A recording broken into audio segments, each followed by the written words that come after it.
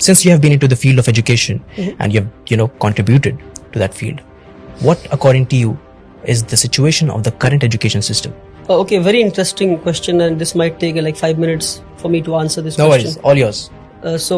I think let me divide this into 4 to 5 points. I think पहला तो ये कि जो हमारे पास आज एजुकेशन सिस्टम हमारे इंडिया में है, क्या ये हमारा अपना एजुकेशन सिस्टम है? Sadly no. This education system was left behind by the Britishers.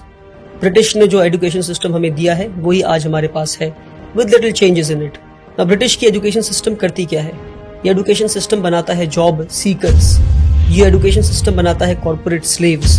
तो ब्रिटिश ने एक ऐसा एजुकेशन सिस्टम लाया, ऐसे लोग मिल सके जो उनको क्वेश्चन ना कर सके, ऐसे लोग मिल सके जो क्रिटिकल थिंकिंग ना कर सके. तो ब्रिटिश की एजुकेशन सिस्टम आपको कॉर्पोरेट स्लेव्स बनाती है, ब्रिटिश की एजुकेशन सिस्टम हमें जॉब सीकर्स बनाती है. But India today needs job providers. दूसरी जो गड़बड़ी हमारे एजुकेशन सिस्टम में क्रीप कर गई वो ये कि हमने पूरी एकेडमिक्स को पास और फेल के मयार पे लाके खड़ा कर दिया. इंटरेस्टिंग. कि आप पढ़ाई करते हैं सीखने के लिए नहीं, आप पढ़ाई करते हैं पास या फेल होने के लिए. तो उससे होता क्या है? मेरे जैसा एक कमजोर बच्चा क्लास 1 में मैथ्स में 40 लाता है तो मुझसे कहा जाता है कि आप मैथ्स में पास हो गए. फिर मैं क्लास 2 में जाता हूँ, फिर मैं 40 लाता हूँ तो कहा जाता है कि आप मैथ्स में फिर से पास हो गए. तो यानी मैं 60 नंबर जो नहीं ला पाया तो 60% में नहीं सीख पाया. ये 60% बिना सीखे मैं क्लास 2 में गया, फिर 60% बिना सीखे मैं क्लास 3 में गया, फिर 60% बिना सीखे मैं क्लास 4 में गया. इसी तरह मैं क्लास 10 पहुंच जाता हूँ और 600% मेरे एजुकेशन में लूप रह गए, मेरे एजुकेशन में कमी रह गई. क्योंकि मुझे ये बताया गया कि पढ़ते सीखने के लिए नहीं है. मेरे एकेडमिक्स को लर्निंग परसेंटेज पे नहीं लाया गया, मेरे पढ़ने को पास या फेल पर लाकर मुझे 0 बना दिया गया. क्योंकि मैं पास होकर डिग्री तो ले लूंगा और मुझे जॉब भी मिल जाएगी और फिर किसी कॉर्पोरेट वर्ल्ड में मैं गुलामी के लिए पहुंच जाऊंगा. तो एकेडमिक्स को पास और फेल से निकालना होगा बाहर हमें और लर्निंग परसेंटेज पे लाना होगा. किसी ने 40 लाया तो 40% सीखा आपने, 60% नहीं सीखा आपने. सीखे फिर आगे बढ़े, जितना सीख सकते हैं सीखे अपने कैलिबर के हिसाब से, फिर आगे बढ़े. अगर आप 99 लाते हैं तो 99% सीखा आपने, आप टॉप नहीं कर गए. 99% सीखा आपने, 1% अभी भी नहीं सीखा आपने. अगर आप 100 में 100 लाते हैं तो पास हुए आप. ये दूसरी बात. तीसरी बात कि हमारा जो एजुकेशन सिस्टम है आज का वो आपको रोट लर्निंग पे फोकस करता है. आप पढ़ते जाते हैं पर आपको पता नहीं आप क्या पढ़. आपने पढ़ा होगा कि इंडिया में जो फूड ग्रेन्स है वो मिलेट है, बाजरा है, जौर है. ये पढ़ा आपने, पर कभी देखा आपने इन चीजों को? पढ़ा है but I have not seen it. Correct. मैंने भी कभी देखा नहीं. मेरे ख्याल से मिलेट ऑन पर्पस नहीं दिखाया गया इसको. बाजरा तो क्योंकि अगर आप बाजरा देख लेते तो आप पता करते कि बाजरा उगना क्यों बंद हो गया है. हाँ, बंद हो गया. That's what I am saying. क्यों बाजरा लोग आज नहीं खा रहे? पहले के लोग बाजरा खाते थे, पहले के लोग मिलेट्स खाते थे, जौर खाते थे, आज क्यों नहीं खा रहे? तो experiential learning is what we need, hands on learning is what we need. We need to see and know what we are learning. आज हमें वो दिखाया नहीं जाता, वो बताया नहीं जाता, सिर्फ पढ़ाया जाता. तो आपको पता है कि ये हार्ट है और हार्ट की ये चेम्बर्स है, हार्ट में ये आर्टरीज है, ये है.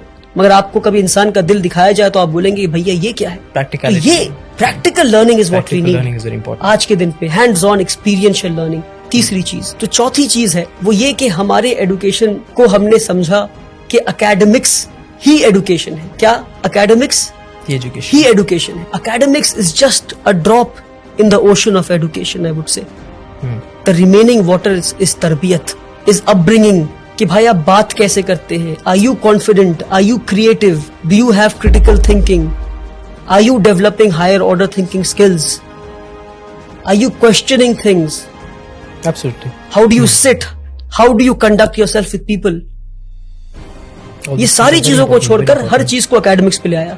Academics is not education.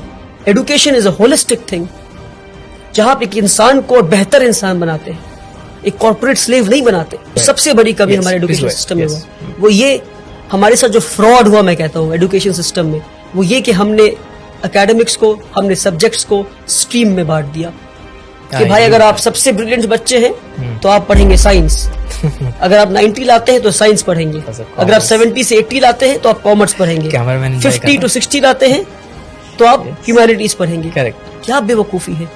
यानी कि जो इंसान साइंस पढ़ के एटम बॉम्ब बनाना सीख रहा है उसके पास कोई हक नहीं कि वो साइकोलॉजी और सोशियोलॉजी पढ़ के ये समझे कि एटम बॉम्ब को इस्तेमाल नहीं करना था. तो अगर एटम बॉम्ब बनाने वाले ने सोशियोलॉजी और साइकोलॉजी पढ़ा होता और एटम बॉम्ब जिसके हाथ में पहुंचा, अगर उसने साइकोलॉजी और सोशियोलॉजी पढ़ा होता तो उसे पता होता कि बॉम्ब फोड़ना नहीं था. तो इसलिए बता रहा हूं मैं कि हमने सब्जेक्ट्स को स्ट्रीम में बांटकर सबसे बड़ा फ्रॉड किया हमने। One of my favorite points. कि क्या मैं आखिरी फिजिक्स point. बहुत अच्छा point. सोशियोलॉजी के साथ नहीं पढ़ सकता? क्या मैं केमिस्ट्री हिस्ट्री के साथ नहीं पढ़ सकता? क्यों नहीं पढ़ सकता? अच्छा, कि अगर मैं आखिरी बात, अगर हाँ, मैं please. साइंस पढ़ रहा हूं मैं, तो क्या मेरे पास हक नहीं कि मैं अकाउंट्स भी पढ़ूं मैं? तो आज जरूरी But है you're an expert multi of one thing. Disciplinary learning का। But you're an expert of one thing. If people ask that, what would you say? You can have majors and minors. Yes, that's the answer. You need to have the hang of almost all the subjects. Makes sense. You need to learn accountancy. You need to know economics.